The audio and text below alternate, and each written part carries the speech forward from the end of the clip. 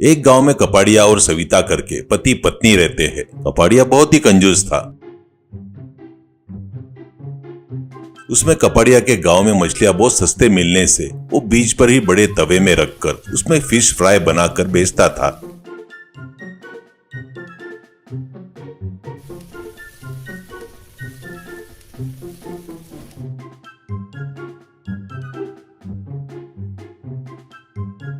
उसको कोई अगर थोड़ा प्याज और नींबू का टुकड़ा मांगता था तो उसको बिल्कुल भी नहीं देता था, पर स्वाद बहुत बढ़िया रहने से उसके मुंह से डरकर बाजू के गाड़ी वाले भी उसको कुछ भी नहीं बोलते थे।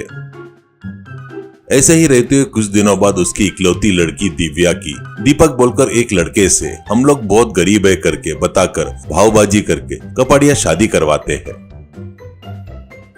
ऐसे ही रहते हुए एक दिन दिव्या से दीपक, अरे दिव्या, नए दामाद को त्योहार पर बुलाने के लिए तेरे माँ बाप कोई भी नहीं आए करके पूछता है। तो दिव्या, अरे सुनो जी, आपको एक बात बताना है। मेरे पिताजी बहुत कंजूस है, बिल्ली को भी भीख नहीं देते। हमको बहुत जायदाद है और मैं इकलौती लड़की हूँ। उनको मुझे ही देने के लिए उनके मन में नहीं आया। वो क्या इंसान है मेरे को समझ में नहीं आ रहा है। एक तरह से बताए तो मेरी माँ और मुझको बराबर खाना भी नहीं देते थे करके बताती है। तो दीपक, ये क्या कह रही हो दिव्या, तुम्हारे पिताजी इतने कंजूस है क्या? फिर इतनी एक्टिंग की है ना, क्यों फिर तुम्हारी पढ़ाई कैसे पूरी हुई करके कहता है। तो दिव्या, हमारे मामा लोग बहुत अच्छे हैं। वही लोग मिलकर पैसे देकर मुझे पढ़ाए हैं और शादी के लिए भी उन्होंने ही पैसे दिए।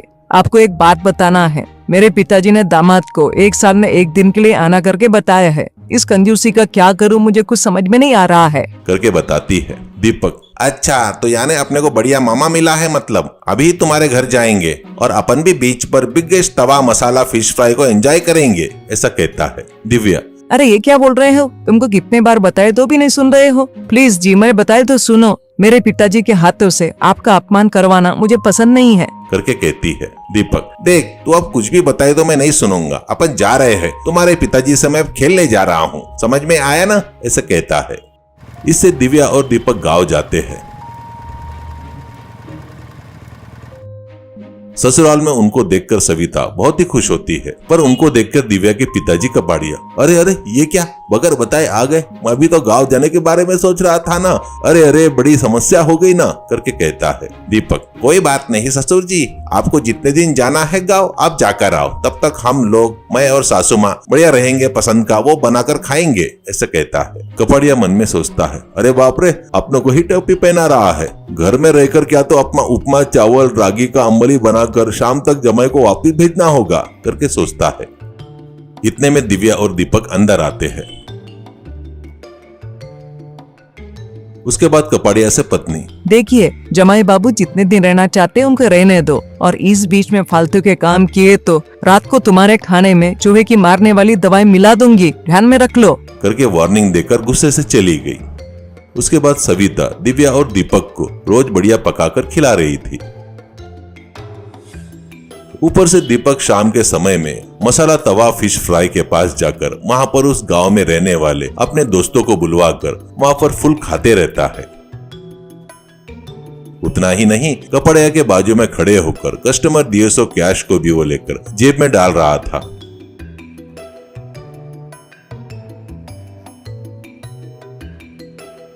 इससे ये सब देखकर कपड़िया बर्दाश्त नहीं कर पा रहा था।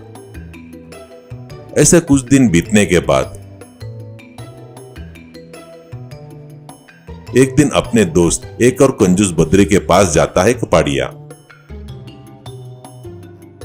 और उससे कपाड़िया, अरे यार ये जमाई क्या है रे, ऐसे चिपक गया, घर में पूरा खाना दबा रहा है और शाम को दोस्तों को लेकर आकर फ्री में फिश फ्राई खा रहा है, उसमें से आने वाले पैसे भी दबा रहा है। मुझे ये सब देखकर भाग जाने का मन कर रहा है रे, ऐसे बोलता है। तो बद्री, क्या रे ऐसे फालतू की बातें कर रहा है? अपने जैसे कंजूस लोग डरना नहीं चाहिए, अपना पैसा खाने वालों को भगा देना चाहिए, वो पत्नी हो, लड़की हो या कोई भी हो। वैसे भी तेरे जमाई को तवा फिश फ्राई बहुत पसंद है बोल रहा है ना, रोज वही बना कर दे, वो रोज खा खा कर ऊब जाकर वहाँ से भाग जाएगा। ऐसा कहने से खुश होकर कपाड़िया घर पर वापिस आता है और वापिस आकर जमाई से कपाड़िया, अरे जमाई बाबू, तुम्हारी पसंद का क्या है मुझे पता चल गया जमाई बाबू, ऐसे ही एक शर्त लगाएंगे क्या? तवा फिश फ्राई बोले तो तुमको बहुत पसंद है ना, कितने दिन बेच सकते हो करके कहता है। दीपक, क्या? कितने दिन? बोले तो कितने भी दिन बेच सकता हूँ, पर क्यों ससुर जी, फोकस मेरे ऊपर आ गया आपका, करके कहता है कपड़िया। अरे कुछ नहीं जमाई बाबू, मेरे दोस्त को बताया कि तुमको तवा फिश फ्राई बोले तो बहुत पसंद है करके बताया, तो उसने बोला कि ये बराबर 2 दिन तक खाए तो उब जाएंगे तुम्हारे जवाई बाबू, ज्यादा दिन तक नहीं खा सकते, ऐसा बोलते रहता है। तो दीपक, अरे आप टेंशन क्यों ले रहे हो ससुर जी, रोज तवा फिश फ्राई बनाकर भेजो, मैं उनको देख लूंगा, करके बोलता है। उसके दूसरे दिन कपाड़िया शाम को बीच पर तवा फिश फ्राई बनाकर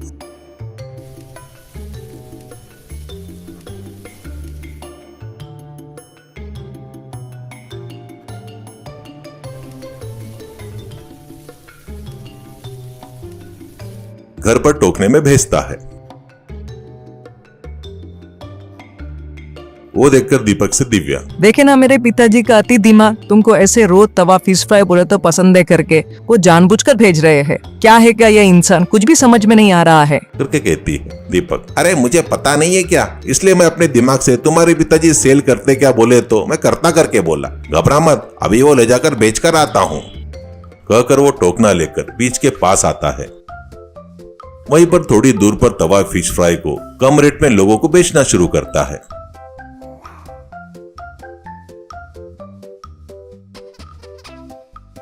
इसे धीरे धीरे वहां पर आने वाले विजिटर कपाड़े के पास जाना छोड़कर दीपक के पास से खरीदना शुरू करते हैं। ऐसे महीना भर होने के बाद एक दिन अचानक दीपक को देखकर कपाड़िया वहां पर जाता है।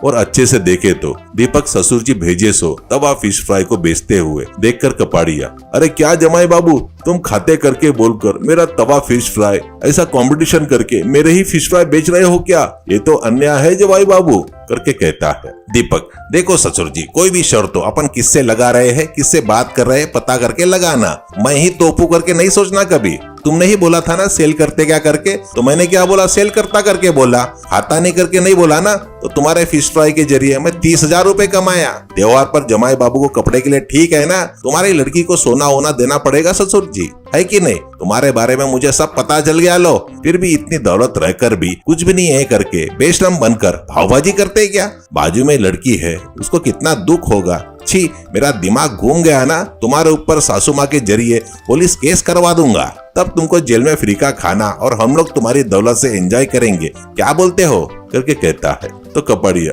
अरे रहने दो जवाई बाबू, ऐसे वायलेंट डिसीजन अपने को नहीं चाहिए, बढ़िया एंजॉय करके जाओ, अरे उतना ही नहीं, तुम्हारे मन में जब भी आए तो आकर जाओ, कहकर वहां से चला गया। कपाड़िया बदल गया देखकर दिव्या और सविता बहुत खुश होते हैं।